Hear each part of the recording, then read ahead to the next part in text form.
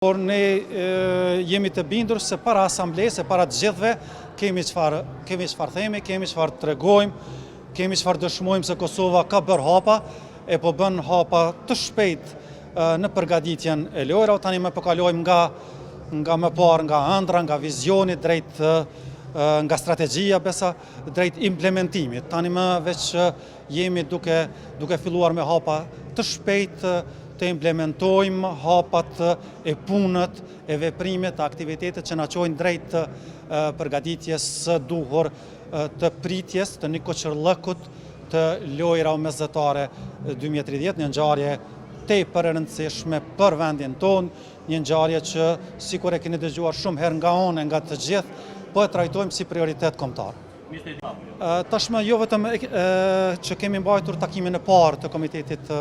organizativ, por edhe të dytin e kemi mbajtur sepse në takimin e dytë kemi pas vendimarrjen e lidhje me përfaqësimin e Kosovës këtu. Dhe ne jemi këtu nga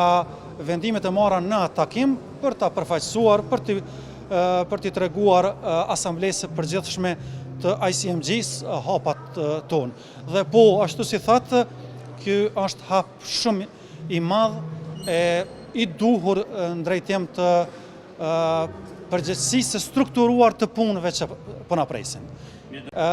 Këto lojrat në Taranto 2026 janë specifike për ne, sepse neve do të na dorëzohet, si të themi, stafeta për lojrat e ardhshme, prandaj përfaqësimi ynë këtu duhet të jetë i shkëlqyshëm. Ekipi ynë përveç se është i madh është edhe cilësor, përveç se është cilësor është edhe entuziast e optimist se do të kthehemi me rezultate shumë të mira, po përveç rezultateve do të përfaqësojmë me dinjitet Kosovën tonë, e kështu do të shfrytëzojmë këtë si një nxitje, si një trampolin për lojrat e ardhshme, me qëllim që në lojrat e ardhshme jo vetëm të shkëlqejmë në organizimin e tyre, por edhe në performancën e sportistëve. Ka qenë një kohë kur gjithmonë për futboll